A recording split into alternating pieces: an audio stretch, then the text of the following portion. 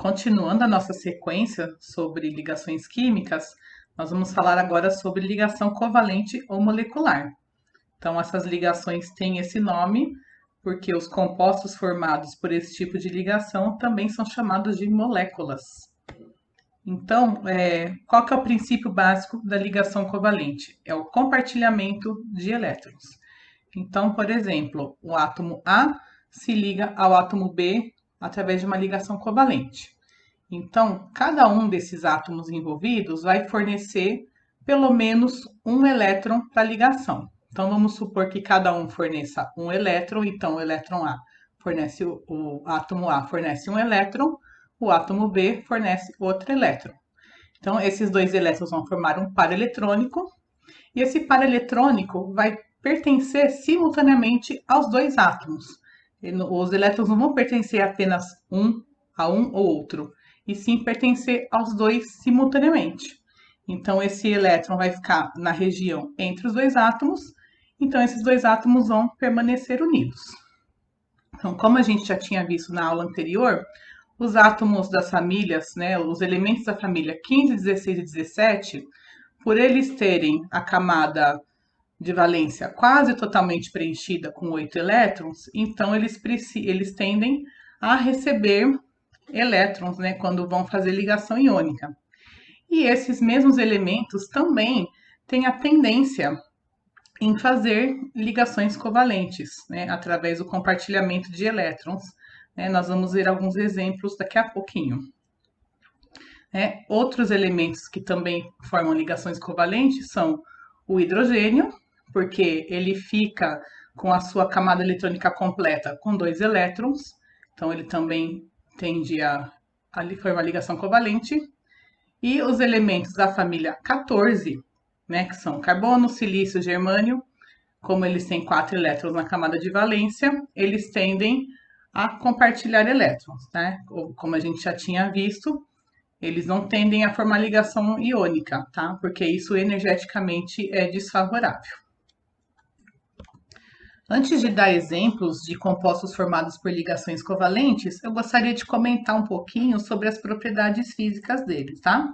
Vou comparar sempre com os compostos iônicos e os metais. Olha só, a gente viu que os metais e compostos iônicos formam aquele retículo cristalino. E aquele retículo cristalino dá uma estabilidade grande, né, para essa estrutura.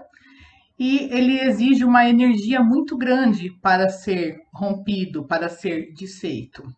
Então, metais e compostos iônicos tendem a ter pontos de fusão e ebulição mais altos do que se comparado com compostos covalentes. Tá? Então, compostos covalentes, em comparação, têm um ponto de fusão e ebulição mais baixo. E isso acaba se refletindo no estado físico desses compostos.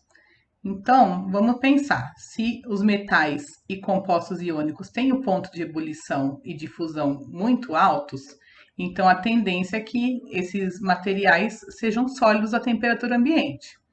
A única exceção é o mercúrio, que é um metal que é líquido à temperatura ambiente. Então, os compostos covalentes, como têm pontos de fusão e ebulição mais baixos, eles estão presentes, né, na natureza, à temperatura ambiente, nos 3 estados físicos da matéria, sólido, líquido e gasoso. Aí, o que vai determinar o estado físico de um determinado material é o tamanho de sua molécula, porque quanto mais pesada, maior é o seu ponto de fusão e ebulição, e também o tipo de interação que existe entre as moléculas, né? Se as moléculas têm uma interação muito forte entre eles, o ponto de fusão e ebulição tende a ser maior. Mas isso vai ficar para uma próxima aula.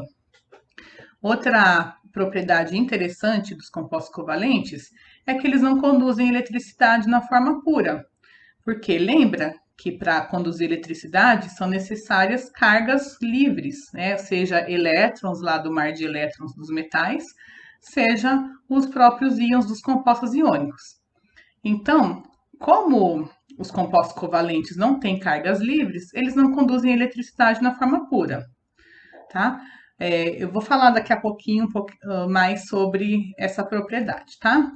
mas também os compostos covalentes, né, além de todas essas propriedades que eu falei, eles também apresentam baixa condutividade térmica e baixa dureza, tá? Isso devido à ausência do retículo cristalino. Então, como os compostos covalentes são formados por moléculas menores e têm mais liberdade de movimento, então a energia térmica ela não é repassada de uma molécula para outra de uma maneira tão eficiente, igual ocorre nos metais, por exemplo. E a baixa dureza também ocorre devido à falta do retículo cristalino, né, já que as moléculas são mais maleáveis, elas deslizam com mais facilidade umas sobre as outras. Então, só falando mais um pouquinho sobre a condutividade elétrica dos compostos covalentes, então, em qualquer estado físico, seja sólido, líquido ou gasoso, são isolantes térmicos. Isolante é o oposto de condutor. Então, vamos pegar, por exemplo, aqui a sacarose, que é o açúcar de cana. Quando ele está no estado sólido, ele não conduz eletricidade. Quando ele é dissolvido em água, ele mantém a sua estrutura. Ele não forma íons, tá? Ele não gera íons em solução, igual acontece com os compostos iônicos, por exemplo, tá? Eles não sofrem dissociação iônica. Então, uma solução aquosa de sacarose, de açúcar, não vai conduzir corrente elétrica, simplesmente pelo fato de não haver íons livres ou elétrons livres na solução.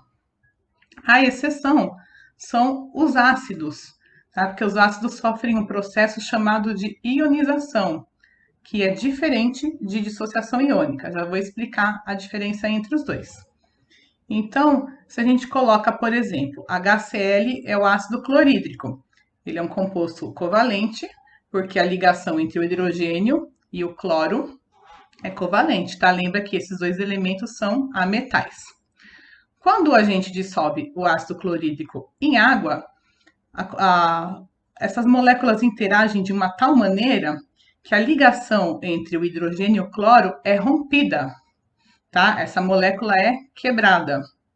Então, o cloro, por ser mais eletronegativo que o hidrogênio, ele vai ficar com a carga negativa. Ele vai ficar com um elétron a mais do que ele teria, né, se fosse neutro. Então, por isso que ficou Cl-. A gente tem que lembrar o seguinte, que a somatória das cargas aqui do lado dos reagentes é zero. Então, se o cloreto, né, se o Cl- tem uma carga negativa, então o hidrogênio ficou com uma carga positiva. Esse H3O+, nada mais é do que o hidrogênio com a carga positiva que se ligou à molécula de água. Uma outra maneira de representar essa dissociação, essa ionização, é dessa maneira. A gente coloca a água em cima da seta, né, representando como se ela fosse um solvente mesmo. Então, HCl forma H+, e Cl-. Então, a somatória das cargas é zero, tá? O cloro ficou com excesso de elétrons e o hidrogênio ficou com elétrons a menos, por isso que ele ficou com carga positiva. Então, qual que é a diferença de ionização e dissociação iônica? Tá?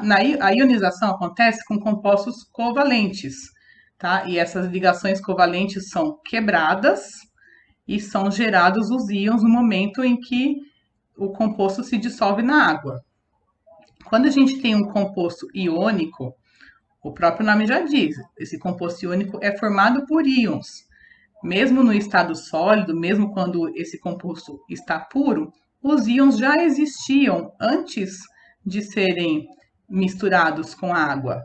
Então, eles simplesmente se separaram e não foram formados no momento em que foram dissolvidos na água. Então, essa é a diferença entre dissociação iônica e ionização. Tá? Existem algumas maneiras de representar fórmulas de compostos covalentes. Tá? Primeiramente, fórmula molecular indica quantos átomos de cada elemento formam a molécula. Então, por exemplo, o gás cloro é formado por duas moléculas, por dois átomos do elemento cloro. O gás oxigênio é formado por 2 átomos do elemento oxigênio. A água é formada por 2 átomos de hidrogênio e 1 átomo de oxigênio, tá? E assim por diante. Então, quando a gente representa a fórmula molecular, a gente está indicando, né, apenas quantos átomos de cada elemento tem na molécula. A gente não está indicando que tipo de ligação que esses átomos fazem entre si, a gente não tá sendo indicada como que esses átomos se organizam no espaço, tá? Simplesmente a composição química. A fórmula eletrônica, que também é chamada de fórmula de Lewis, mostra os elétrons da camada de valência de cada átomo e a formação dos pares eletrônicos. Vou dar exemplos já. Então, a fórmula de Lewis, ela já dá um indicativo da estrutura dessa molécula. Tá? Ela já dá mais informações do que a fórmula molecular. E a fórmula estrutural plana, ela é uma representação que também mostra a estrutura da molécula, né? Daí vem o nome, mas ela é uma maneira um pouco mais simplificada que a fórmula eletrônica de se representar. Então, eu vou dar alguns exemplos para vocês sobre isso daqui. Olha só, exemplo de fórmula eletrônica. Então, aqui eu coloquei gás cloro, gás oxigênio, gás nitrogênio. Vamos lá, como que a gente determina uma fórmula eletrônica? Bom, primeiramente a gente tem que saber, para determinar a fórmula eletrônica, a gente tem que saber qual que é a fórmula molecular, né? Quantos átomos de cada elemento tem na estrutura da molécula, tá? Então, eu sei que o gás cloro é formado por 2 átomos de cloro. Então, eu vou colocar aqui um do lado do outro, tá? Eu sei também que o elemento cloro tem 7 elétrons na camada de valência, tá? É só olhar a posição dele na tabela periódica, ele está lá na família 17. Então, olha só, cada bolinha dessa representa um elétron. Então, aqui tem 2, 4, 6, 7 elétrons, tá? Esse cloro também, 7 elétrons na camada de valência. Se ele tem 7 elétrons na camada de valência, ele precisa fazer uma ligação, tá? Para compartilhar um elétron, para compartilhar, aliás, um par de elétrons e assim completar o seu octeto. Então, olha só. Então, esse átomo de cloro disponibiliza um elétron para ligação, esse outro átomo de cloro disponibiliza o outro elétron para ligação. E daí, esses 2 elétrons, ó, a gente até circulou aqui para representar que esses 2 elétrons pertencem simultaneamente aos 2 átomos, tá? Então, esse elétron, ele não é só desse átomo, ele passa a ser dos 2. Mesma coisa acontece com esse outro elétron aqui. Então, esse par eletrônico passa a pertencer aos 2 átomos ao mesmo tempo, e com isso, esses 2 átomos permanecem ligados. Tá? Eles ficam próximos um do outro com a camada de valência completa. Olha só, a gente pode até contar o número de elétrons de valência de cada átomo. Olha só, esse átomo de cloro aqui, ele tem 2, 4, 6, 7, 8 elétrons na camada de valência, tá? Por que eu contei os 2? Porque esses 2 elétrons pertencem simultaneamente aos 2 átomos. Tá? A mesma coisa acontece com esse outro átomo de cloro. Ele tem 2, 4, 6, 7, 8 elétrons na camada de valência. Então, os 2 átomos de cloro estão com a camada de valência completa, então eles formam, essa ligação química forma uma molécula estável, tá? É uma ligação simples porque elas compartilham apenas um par eletrônico. Tá? Quando eu falo par eletrônico, é a mesma coisa que par de elétrons. Aqui no gás oxigênio, então o oxigênio está na família 16, então ele tem 6 elétrons na camada de valência, 2, 4 e 6. Então, se ele tem 6 elétrons na camada de valência, precisa de mais 2 para completar o octeto. Então, vai fazer o elemento oxigênio realiza 2 ligações covalentes. Então, olha só, como aqui tem outro oxigênio, eles vão compartilhar 2 pares de elétrons. Então, esse par de elétrons aqui e esse par de elétrons aqui são simultaneamente dos dois átomos. Então, esse oxigênio, ele tem 2, 4, 5, 6, 7, 8 elétrons na camada de valência. Completou o octeto. Mesma coisa acontece com esse outro oxigênio. 2, 4, 5, 6, 7, 8. Tá? Como eles compartilharam dois pares eletrônicos, então é uma ligação dupla. Tá? O elemento oxigênio ele pode fazer uma ligação dupla ou duas ligações simples. Tá? Eu vou mostrar mais um exemplo no próximo slide com isso. E olha só, o gás nitrogênio, ele é formado por dois átomos do elemento nitrogênio e ele forma uma ligação tripla. Por que eles formam uma ligação tripla? Porque o nitrogênio está na família 15, tem 1, 2, 3, 4, 5 elétrons na camada de valência, né? De 5 para completar 8, faltam 3. Então,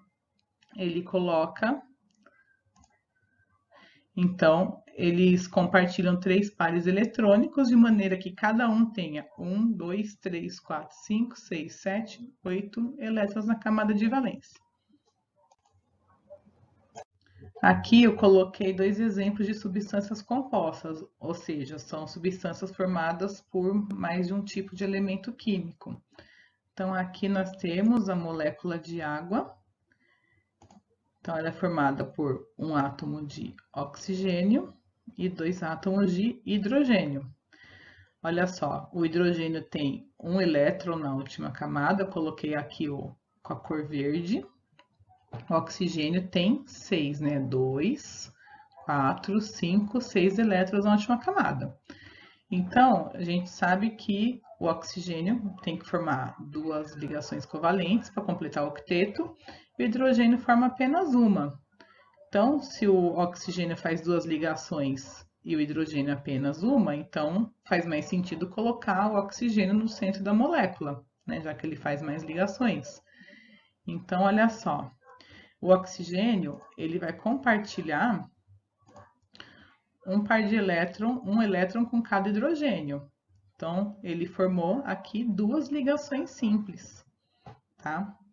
Então, ele completou seu octeto do mesmo jeito, ó. 1, 2, 3, 4, 5, 6, 7, 8. E cada hidrogênio tem 2 elétrons na última camada.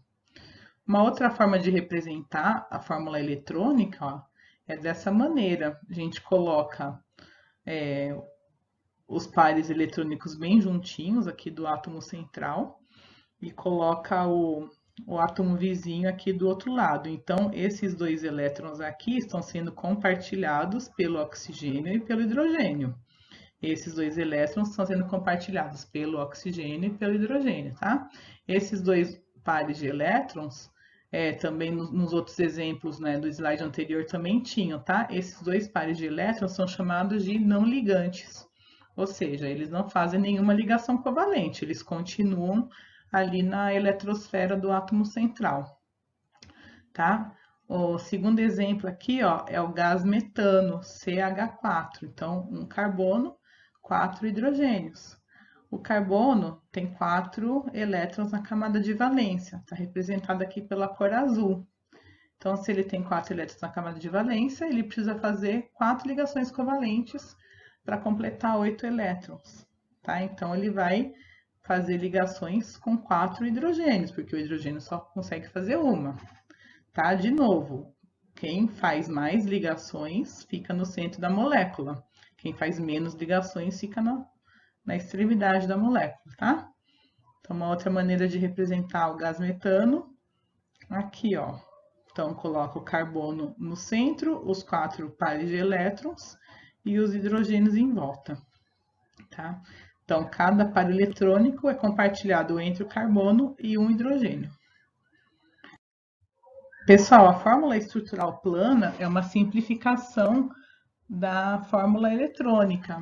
Então, na fórmula eletrônica, a gente colocava todos os pares de elétrons ligantes e não ligantes. Na fórmula estrutural plana, a gente não coloca os pares não ligantes, então lembra que na estrutura do gás cloro, ó, tinha mais 3 pares de elétrons não ligantes em cada cloro. Então, na fórmula estrutural plana, a gente não coloca eles, tá? A gente oculta. E cada ligação covalente vai virar um tracinho. É uma forma mais simples de representar. Olha lá no oxigênio. Lembra que o oxigênio tinha 2 pares de elétrons não ligante? Aqui, 2 pares de elétrons não ligante aqui. A gente não coloca e representa a ligação dupla com 2 tracinhos. A ligação tripla do gás nitrogênio a gente representa com 3 traços. Então, essa é uma maneira mais simplificada, né, mais limpa, digamos assim, de se representar compostos covalentes. Olha só, a representação da água, a representação do metano, tá? Uma maneira mais simples de representar. Só lembrando, gente, que a estrutura de Lewis, tanto a estrutura eletrônica quanto a fórmula estrutural plana, olha só, o próprio nome já diz, fórmula estrutural plana, ela é representada em 2 dimensões. Elas são muito boas para representar a estrutura da molécula, né? Como que os átomos estão ligados uns nos outros, mas só que eles não representam a geometria das moléculas. A gente vai falar de geometria molecular daqui a pouco. Então, o gás metano, ele não tem aquela estrutura plana que a gente viu no slide anterior. Ele tem uma estrutura tridimensional totalmente diferente. E essa estrutura vai interferir nas propriedades físico-químicas da molécula, tá? Então, é importante a gente lembrar disso. Então, pessoal, só para a gente finalizar essa parte de ligações químicas, nós colocamos aqui um quadro resumo com as principais características de cada um. Então, olha só, compostos iônicos são formados por metal juntamente com ametal. Então, o cátion, o íon positivo, é formado por metal, e o íon negativo, né, que é o ânion, é formado por um ametal. Compostos iônicos conduzem eletricidade no estado líquido e em solução aquosa, por ter as cargas livres, não conduzem eletricidade no estado sólido, justamente porque no estado sólido os íons estão formando aquele retículo cristalino e não tem movimentação livre de cargas, tá? Em comparação aos compostos moleculares, os iônicos têm temperatura de fusão e ebulição mais altas, né, justamente por estarem lá no retículo cristalino, é necessário uma grande quantidade de energia para quebrar esse retículo e fazer com que o composto mude de estado físico por aquecimento. Compostos moleculares são formados por ametais, não conduzem eletricidade, nem na forma pura e nem em solução aquosa, tá? Com exceção dos ácidos, como a gente viu. E a temperatura de fusão e ebulição tende a ser mais baixa, tá? Então, tanto é que isso ocorre que a gente observa que compostos moleculares podem ser não apenas sólidos, de temperatura ambiente, mas muitos deles são líquidos ou gasosos. E compostos metálicos, né, como o próprio nome diz, são formados por metais, conduzem eletricidade no estado sólido e no estado líquido, justamente pela presença daquele mar de elétrons livres, tá? Então, o mar de elétrons livres faz com que os elétrons possam fluir livremente pela estrutura e assim conduzir corrente elétrica. E os compostos metálicos, também por serem formados por aquele retículo cristalino, têm temperaturas de fusão e ebulição bastante altas, né? E todos os metais, com exceção do mercúrio, que é líquido, né? Todos eles são sólidos a temperatura ambiente, tá? E isso é um reflexo do alto ponto de fusão e de ebulição. Pessoal, então, por enquanto é isso. Eu espero que vocês tenham gostado da aula.